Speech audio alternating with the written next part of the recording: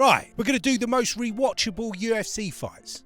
Some fights, for whatever reason, just keep giving. Like Sugar Sean at a wife swap convention. Whether it's the action, the intensity, or the weight of the moment. Something about it, like Pat Barry's taste in women, just never gets old. I'm going to go through some of my favourites to rewatch, and I'm going to rate them out of 10 for rewatchability. I'm going to use this little chart here, and I'm going to represent the number with my little faces. Because, you know, branding. Let's not fuck around and crack on. In no particular order, first up, Gilbert Burns versus Khamzat Chimaev. I love this fight so much. This was before Khamzat's ups and downs and everyone was fully on board the hype train. The fight represented Chimaev's first real test. Most people were sure he was just going to smash through Gilbert like everyone else. But Gilbert came to play. It was mental and intense from the fucking second it started. That moment at the end of the first round where Anik says, "We're getting a round 2. And then Rogan says, "That's a fight." Got my fucking nuts tingling. We knew we were watching an epic fight in real time. And it delivered. And that second round was one of my favourites I can remember in any fight, especially considering people's expectations going into that fight. And then more in the third. It was brilliant. I might have started this video with one of the best. We'll go 9 out of 10. This fight should be prescribed as once a month viewing. Next up is Ortega versus Volk. This was a corker, and it marked a big turning point in many becoming fans of Volk. The two Holloway fights just before had left fans more butthurt than John Jones after a night out. It was a good pace in the first round. Also, side note, Ortega's cup in this fight is massive. Either he's trying to get some sort of submission advantage for arm bars, like what Rogan's always going about, or congratulations, Brian. In the third, Volk's striking was getting him ahead, and then Volk went down and Ortega perfectly jumped on that melted guillotine. That shit was so intense. Volk's little legs flapping around from underneath. How the hell he survived that? But he did. Not only that, but he ends up on top and a nice bit of ground and pound. But then he ends up in a really tight triangle, in full-on danger all over again. Watching that round for the first time was so exciting. I was giddy. It was a great showing from both. It's a solid rewatch, but the first time was just so good. When you watch it again, knowing that Ortega doesn't get any of those submissions, it does take the edge off slightly. We'll go 7 out of 10. Oliveira, Gaethje. Around the time of this fight, I was about as on board the Charles hype train as you could be. My ticket was stamped, I'd eaten my snacks, and I'd had 2 shits already. Them stripping him for the weight loss, the dodgy scales, the champion has a name. Oh God, it was as good as it gets. And then throw in there going against Justin Gaethje. It doesn't get any better. And it only went and lived up to the hype. It was an epic fight. We had Charles down in the first, mythical fighter, carnage from the start. It was so exciting. Amazing groundwork from Charles at the end. Not only was it all action from the start, but it was also quite short, so it's the perfect rewatchable little snack of violence. It's getting the full 10. Just before that, Oliveira fought Dustin, which was another great fight. Silly Poirier thought it was his moment to become champion. When will he learn? In fairness, he did look great in the first and had me worried. The second round lets the fight down. Poirier panicking and not wanting to grapple, so he just stalled out the round. And then in the third, classic Oliveira. A good fight, but it was let down by the second round. We'll go 7 out of 10. Dustin did, however, have a grotty banger against Dan Hooker. Everyone loves this one. I probably put it on the thumbnail. Cheers for clicking, by the way. It's weird to watch this one back and have such a great fight with no crowd. Poirier was particularly nasty in this one. Dan had pissed him off with some of his comments in the build-up, so he was saltier than usual. That, combined with Hooker always being up for a tear-up, the perfect combination. Fucking hell. It was absolutely savage. I'll give it to you, Poirier. That was definitely 25 minutes paid in full. In fact, I think you overpaid. A little more grappling than you remember when you watch it back. But how can this not be a 10 out of 10? Holland versus Wonderboy. What a fun matchup. I mean, look, Kevin Holland making a no takedown rule against Wonderboy was more foolish than Ian Gary babysitting for his wife and their nutritionist. But it did result in a fun fight. With no takedowns on the table, we really got to see the best from Wonderboy, and it was incredible. Holland actually did quite well. A really good start, both going after it. Sadly, Holland damaged his hand, which dictated the direction of the rest of the fight. It got a bit one-sided towards the end, but it showed us Wonderboy's skills and it showed us Kevin Holland's toughness. Always a fun rewatch, 8 out of 10. Strickland versus Izzy. This fight I've watched shitloads of times. It's not your typical rewatch type of fight, but it was just such a moment.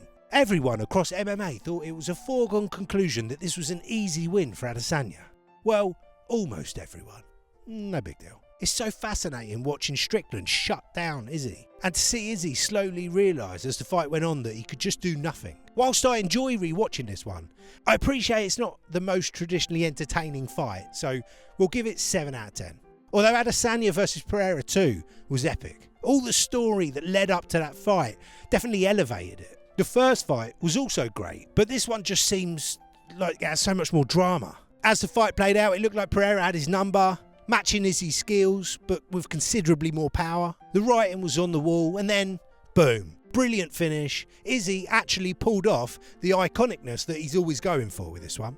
So much emotion, 8 out of 10. Not too long ago, we had Holloway versus Gaethje at 300. Again, the consensus was probably that Gaethje was going to win the fight, but Max came to prove a point, and he showed us that he's a better fighter than he's ever been. That spinning back kick from Max at the end of the first was a major factor in how the rest of the fight played out. And from that point on, Max slowly took control, although both of them having good moments throughout. And obviously it ended with now one of the most iconic moments in UFC history. 2 bad motherfuckers and a fantastic fight.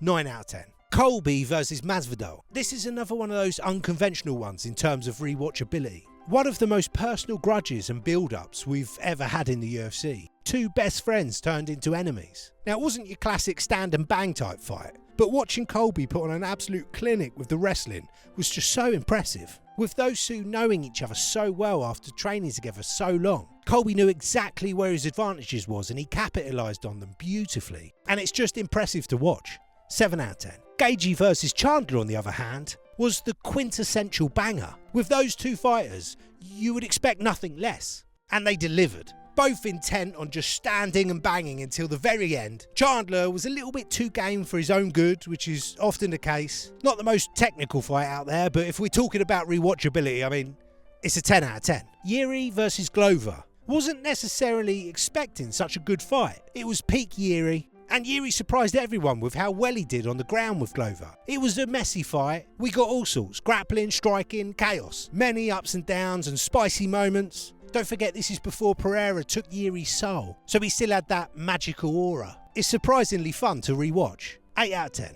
Costa versus Romero. A classic. 2 Adonises. Both going for it. There's not loads to say about it. They were both just totally game for it on the day, and it made for a hell of a fight. Ferocious. 9 out of 10. Then, probably the best women's MMA fight of all time. The way that Rose and Esparza went at it. Jokes, obviously. Weili versus Joanna won. Awesome fight, action all the way through. They both really left it all in there. And Joanna's face at the end. I've used that image to stop myself coming hundreds of times. It's really improved my relationship. Me and my missus both really want to say thank you, Joanna. 8 out of 10. We got Aspinall versus Pavlovich, and you could throw in Aspinall versus Blades in there as well if you want for a bit of a package deal. Aspinall is always really exciting to watch, and you've got to watch every second of it because there ain't many. And because the fights are so short, it's a nice easy rewatch. The Aspinall package is getting 10 out of 10. Usman versus Colby, 1 and 2 I guess. Not only were these fights incredible, going back and watching the whole build-up and press conferences and stuff, it was just all great. And in the cage, they were both so well matched with such similar skill sets. It just made for great fights. Both of them are getting 9 out of 10. Josh Emmett and Ilia Topuria. Nice little banger. Both relentlessly throwing out bombs. Ilia was 1 step ahead most of the time though, but both a couple of savages. Watching fighters throw punches with that much violent intent is always fun to rewatch. 9 out of 10. Islam Makhachev versus Alexander Volkanovski. 1. Their first fight was one of the most impressive performances I can remember. Taking on Islam is enough of a nightmare for a 155er. But for Volk to come up and face him and then put on such a great performance is just truly incredible. Most people would have put their money on Makhachev, and that would make sense, and technically won, so yeah. But in reality, the moral victory was Volk's, and in many's opinion, the actual victory maybe should have been Volk's as well. It was such a high-level performance. I'm always up for rewatching this one again. 10 out of 10 all day. Sugar Sean O'Valium versus Aljamain Sterling. This one was intense. Knowing the contrast in both of their game plans and each fighter's desperation to pull off their particular game plan made it all very exciting. I'll give it an 8 out of 10. Izzy versus Gastelum was a lot of fun. Kind of messy. It's always engaging to watch 2 people put so much of themselves into a fight, and that was a real fight. 10 out of 10. A couple of fights that were before my time but need to be mentioned are Robbie Lawler and Rory McDonald. As I say, I wasn't a fan at the time, so it's hard to be emotionally connected to it, but there's no denying that it was an absolute banger. And of course the original rewatchable banger, Forrest Griffin and Stephan Bonnar. Let me know in the comments if there's any fights that I missed that you love to rewatch. And I should mention, I've started a Patreon membership. No pressure to join, there's no extra content or anything, it's just to show support for the channel if you want to. But any support would be massively appreciated. And if you like this video, give us a sub, check out this playlist of recent bangers. I'll see you next time.